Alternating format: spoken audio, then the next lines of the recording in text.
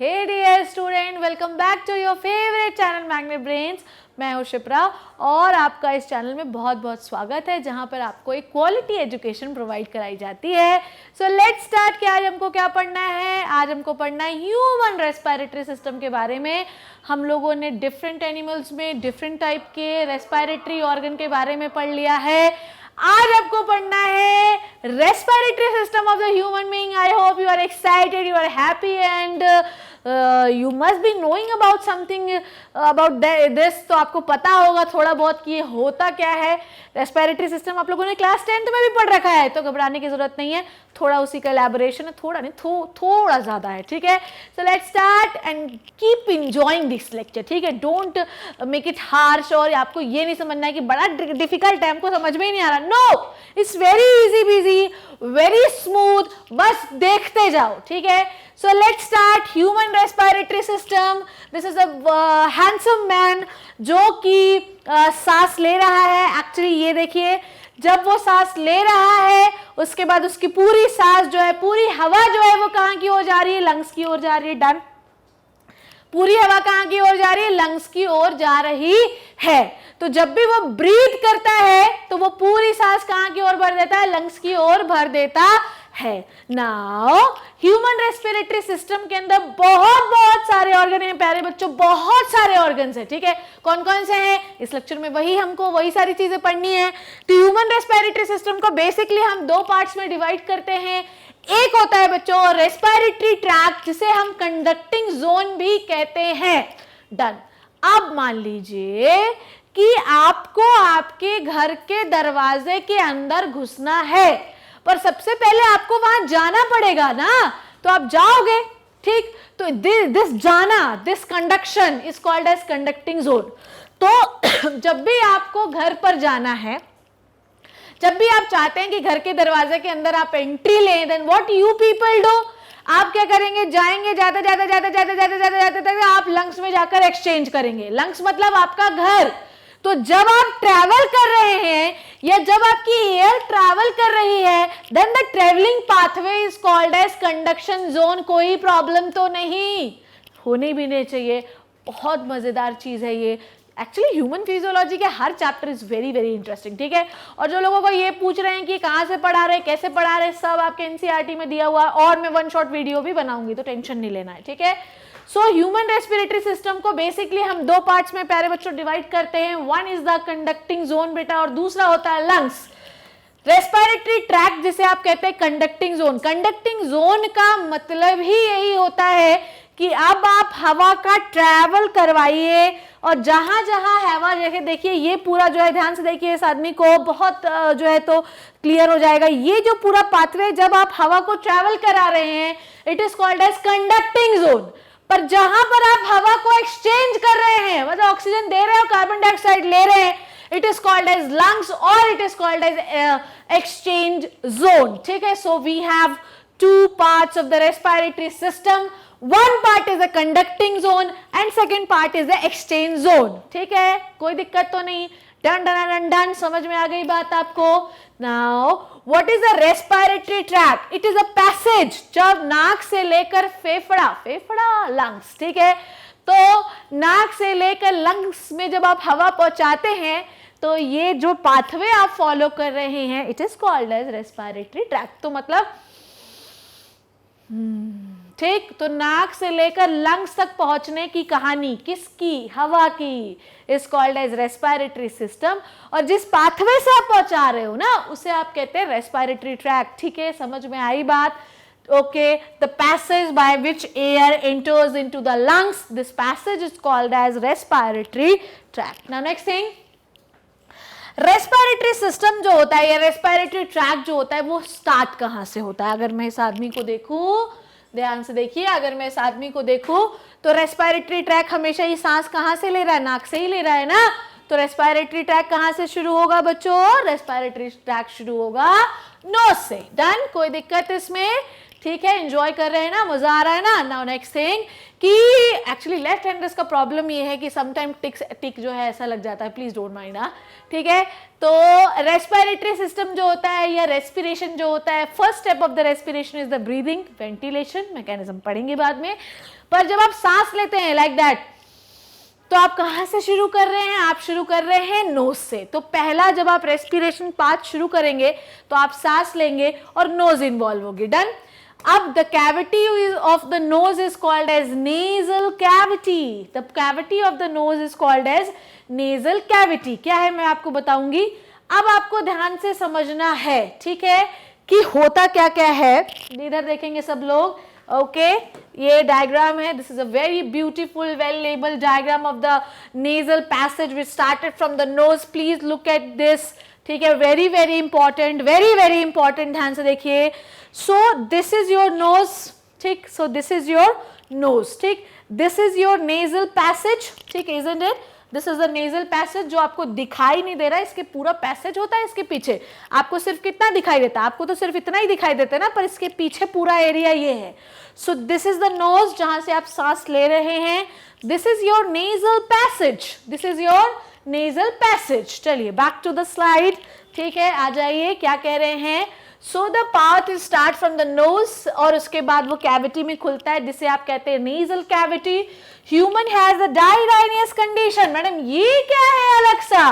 When you people have, when you carry, तुम्हारे पास है ही बच्चों, ठीक है, you people have two nostrils, ठीक है, तुम्हारे पास दो नॉस्ट्रिल्स होते हैं, that is why you are dirhinous condition. Okay, dirhinous condition, ठीक है, डन, कोई दिक्कत ना। नेक्स्ट थिंग अब आपको समझनी है, ये डायराइनियस मतलब कि वी हैव टू नॉस्ट्रिल्स, ठीक, okay.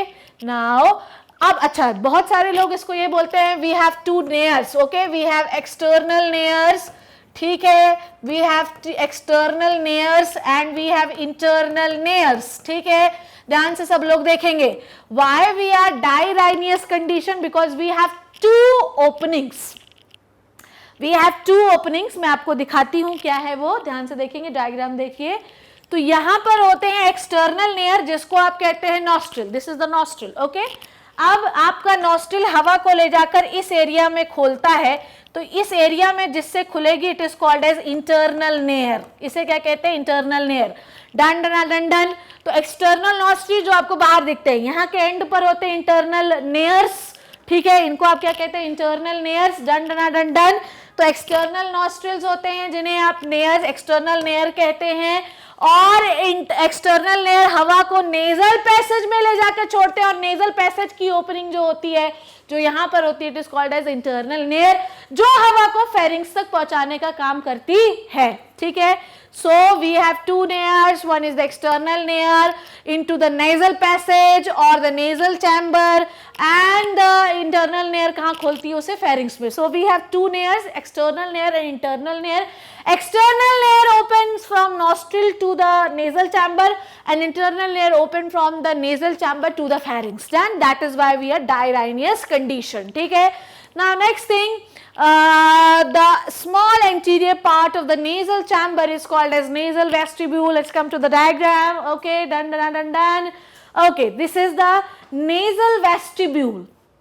Look at this area. अब मैं तुम्हें अपने नाक में बताती हूँ what is the nasal vestibule. This is the nasal vestibule. Okay, this is the nasal vestibule. Okay, this is the nasal vestibule. Done. तो आप कौन सी कंडीशन वाले हैं बच्चों? We are dirhinous condition. We are dirhinous condition. Enjoy करना, मजा करो, ध्यान से सुनो भी साथ साथ, ठीक है। तो वी हैव डायराइनियस कंडीशन। डायराइनियस कंडीशन मतलब एक्सटर्नल लेयर और इंटरनल लेयर, और ये जो एरिया है इसे आप कहते हैं वेस्टिब्यूल। क्या कहते हैं? वेस्टिब्यूल। डन, कोई दिक्कत इसमें नहीं होनी चाहिए, और होगी तो प्लीज मुझे बताना। सो दिस इज द वेस्टिब्यूल, कोई दिक्कत नहीं है। चलो आगे बढ़ते हैं। Both nasal chamber is separated each other by the hyaline cartilage. Now this is the nasal passage. Done, this is the nasal passage. अगर मैं डायग्राम में देखूंगी, ठीक है, आ जाइए। So this is the nasal passage. Let me clear all this. Okay, so this is the nasal passage, ठीक, ये जो आपको दिख रहा है ना, इसके पीछे का पूरा एरिया है। So all this is the nasal passage. Okay, now तो और ये क्या है? ये पूरा नेजल पैसेज है, यहाँ से आपकी नाक है, नाक के पीछे का जो एरिया है वो है नेजल पैसेज, जो आपको दिखाई नहीं देता। और अगर आपको देखना है ना तो आपको अपनी नाक तोड़नी पड़ेगी, और जो कि मैं नहीं चाहती हूँ, ठीक है। आप तो बहुत ही अच्छे बच्चे हैं, ठीक है। तो नेजल पैसेज नाक के पीछे का एरिया है। ये जो आपके नॉस्ट्रिल दिखाई दे रहे हैं, ये लेफ्ट वाला नॉस्ट्रिल है, ये राइट वाला नॉस्ट्रिल है। साइमल्टेनियसली मैं एक चीज बताना चाहती हूँ कि it is a left nasal chamber and it is a right nasal chamber. आ रही है सबको बात समझ में? तो ये जो दोनों नेजल चैम्बर होते हैं, यहां पर टच करेंगे तो this is called as hyaline cartilage. दोनों सेपरेट होते हैं, दोनों एक जैसे नहीं होते, दोनों एक दूसरे से जुड़े हुए नहीं होते। तो जिस स्ट्रक्चर से अलग अलग रहते हैं उसे आप कहते हैं हाइलिन कार्टिलेज। क्या कहते हैं? Hyaline cartilage. हाँ मैडम, इतनी समझ में हमको आ गई, ठीक है। तो nasal cavity, nasal chamber is divided from each other by the hyaline cartilage, और इसे ही हम कहते हैं नेजल सेप्टम। क्या कहते हैं? नेजल सेप्टम कहते हैं बच्चों। क्या कहते हैं? Nasal septum. कोई कंफ्यूजन नहीं होना चाहिए। तो let me revise this again कि क्या होता है। दिस इज द वेस्टिब्यूल, ठीक है। सबसे पहला पार्ट है vestibule. We have two nares, external nair and internal nair. External nair open from nostril to the nasal passage and internal nair from the nasal passage to pharynx. We have dirhinous condition क्योंकि हमारे पास दो nares होते हैं, ठीक, एक external और एक internal. Okay, this is the vestibule. आपका nasal chamber एक left होता है, एक right होता है, जो कि septum से divide होता है। इसे हम ये किससे बना होता है? हाइलिन कार्टिलेज से। अब अगर किसी को ये नहीं पता है कि what is a cartilage, please let me know. जैसे लोगों ने मुझे एटीपी के बारे में पूछा था कि मैडम हमें एटीपी नहीं पता है, कोई टेंशन नहीं है, मैं सब बताऊंगी। तो अगर नहीं समझ में आ रहा होगा कि व्हाट इज द कार्टिलेज, ये जो चीज है ना, ये जो कि सेपरेट करती है आपके नॉस्ट्रिल्स को, नेजल चैम्बर्स को, तो वो होता है आपका हाइलिन कार्टिलेज। हाइलिन कार्टिलेज एक स्पेशल टाइप का कार्टिलेज है। We have different types of cartilages, उसमें एक कार्टिलेज होता है हाइलिन कार्टिलेज। किसी को नहीं पता है कि what is the cartilage, please let me know. Class 9th में आपने इन सब चीजों के बारे में पढ़ रखा है। डन, कोई दिक्कत? सो दिस इज द वेस्टिब्यूल, ठीक, ये समझ में आया? This is the vestibule, this is the nasal passage. ये होता है एक्सटर्नल नेयर, यहाँ पे होता है इंटरनल नेयर। कोई टेंशन नहीं है, इतनी बात हमको समझ में आ गई, ठीक है। तो एक्सटर्नल नेयर, इंटरनल नेयर कहाँ होता है भाई? नेजल पैसेज को फेरिंग्स में खोलता है। कोई दिक्कत, कोई परेशानी नहीं है? आ जाइए अगला। सो नेजल चैम्बर को बच्चों हम लोग बेसिकली 3 पार्ट में डिवाइड करते हैं। एक होता है वेस्टिब्युलर रीजन। एक क्या होता है? Vestibular region. So this is the vestibular region. Vestibular region में क्या होता है? स्किन तो होता ही है, साथ में और क्या होता है? हेयर भी होती है और सिबेशियस ग्लैंड भी होती है। वेस्टिबुलर रीजन में स्किन होता है, ये इस एरिया में, यहाँ पर क्या क्या होते हैं? स्किन होती है, हेयर होता है, सिबेशियस ग्लैंड होती है। सिबेशियस ग्लैंड क्या निकालती है डियर स्टूडेंट्स? ऑयल। क्या निकालती है? ऑयल, जिससे जो आपका एनवायरनमेंट है वो लसलसा और चिपचिपा बना रहता है, ताकि कोई भी डस्ट पार्टिकल आए इनहेलेशन के दौरान तो हम उसे फटाफट ट्रैप कर सके। देखो कभी कभी तो लगता है कि हमको सब पता है, तो देखो लिखा भी हुआ है कि in this manner the vestibule trap the dust particle so that it can not enter into the internal environment. कोई कंफ्यूजन? यहाँ क्या क्या है? स्किन है, सिबेशियस ग्लैंड है और हेयर्स हैं। सिबेशियस ग्लैंड क्या निकालती है? ऑयल, ठीक। अब आते हैं दूसरा, रेस्पिरेटरी रीजन, ठीक है। रेस्पिरेटरी रीजन क्या है? देखिए, this is called as respiratory region. Let me rub all this, ठीक है। So this is the respiratory region, this is the vestibular region and this is the respiratory region. Let me write this with the blue color, I love the blue color too, ठीक है। So this is the respiratory region, okay, so this is the respiratory region। कोई दिक्कत परेशानी इसमें? this is the respiratory region। हाँ madam, इतना समझ गए? ओके, आ जाइए। respiratory region क्या बोलता है? रेस्पिरेटरी रीजन के बारे में अगर हम लोग पढ़े, सो वेस्टिबुलर इज द सबसे पहला part, respiratory reason is the middle part. Middle region lined by the respiratory epithelium, which is ciliated pseudostratified columnar epithelium, which is highly vascular। सब लोग समझेंगे। इधर देखें, सब लोग आ जाएं, इधर आओ, इधर आओ। देखो होता क्या है, सब लोग देखें कि this is the respiratory reason. अब इस ये जो रेस्पिरेटरी रीजन आपको दिखाई दे रहा है, ये किससे लाइंड रहता है, किससे कवर रहता है? It is a pseudo stratified columnar ciliated epithelium. ये क्या होता है मैडम? ठीक है, ध्यान से देखो। ओके, मैं इसको बनाती हूँ। तो ये किससे लाइंड रहता है? Pseudo stratified columnar epithelium. यहाँ पे बनाती हूँ। रेस्पिरेटरी रीजन सबको क्लियर हो गया है? कोई कंफ्यूजन तो नहीं है ना इसमें? और अगर होगी तो प्लीज बच्चों मुझे बताना, क्योंकि it may be little bit different, okay, और लिटिल बिट डिफिकल्ट, क्योंकि इसके बारे में आपने कभी पहले सुना नहीं था, पर you have to study because you have to give the NEET and AIIMS as well, ठीक है? सो वेस्टिबुलर रीजन आपको समझ में आया? What is the vestibular region? Why I have always change the first slide, okay? तो respiratory region में हम लोग थे, तो मिडिल रीजन है, इसमें कौन सा एपिथेलियम होता है? Look at this, how which epithelium it is covered by? It is covered by ciliated, ठीक है? It is covered by ciliated. Let me draw the ciliated epithelium. क्या होता है? Ciliated pseudo stratified columnar epithelium. Madam ये क्या है? देखिए, सबसे पहले you have to know about what is the stratified, okay? Stratified का मतलब होता है मल्टी लेयर, जो कि हमने 9th क्लास में पढ़ रखा है बच्चों, ठीक है? तो उसमें स्ट्रेस नहीं लेना है. तो मिडिल वाला जो रीजन होता है, जिसे हम रेस्पिरेटरी रीजन कहते हैं, जो उसके पीछे होता है, वो किससे कवर रहता है? इस वाली एपिथेलियम से कवर रहता है. ये एपिथेलियम है स्यूडो स्ट्रैटिफाइड. तो फर्स्ट यू शुड नो कि what is the stratified. Stratified मतलब मल्टी लेयर, स्ट्रैटिफाइड मतलब मल्टी लेयर. पर क्योंकि बच्चों क्या लिखा हुआ है? स्यूडो. क्या लिखा हुआ है? स्यूडो. स्यूडो का मतलब झूठा. तो देखने में तो लगेगा कि मल्टी लेयर है, पर एक्चुअली मल्टी लेयर नहीं है. तो हमें देखने में तो ये लग रहा है कि इसकी जो सेल्स हैं वो क्या है? मल्टी लेयर, पर एक्चुअली मल्टी लेयर नहीं है. तो ये क्या हो गया? Pseudo stratified. अब इसमें लिखा है कॉल्यूमिनर. तो देखो मैंने कॉल्यूमिनर सेल्स बनाई ना लंबी लंबी. उसके बाद लिखा है सीलिएटेड. तो भैया ऐसा है कि यहाँ पर छोटे छोटे सीलिया भी बना दो. कोई टेंशन हो गया क्या? नहीं मैडम, कोई टेंशन नहीं. तो यहाँ पर ये क्या हो गया? कॉल्यूमिनर, क्योंकि कॉलम लाइक सेल्स है. यहाँ पर क्या हो गया? Pseudo stratified. देखने में तो लगेगा कि मल्टी लेयर है, पर एक्चुअली मल्टी लेयर नहीं है. इसके ऊपर छोटे छोटे सीलिया बना दीजिए, तो ये हो गया सीलिएटेड. किसी को नहीं समझ में आए तो please let me know. Don't fear if I am here. Done. कोई परेशानी तो नहीं है? परेशानी क्यों लेना है भाई, बड़ा इजी है ये सब, ठीक है?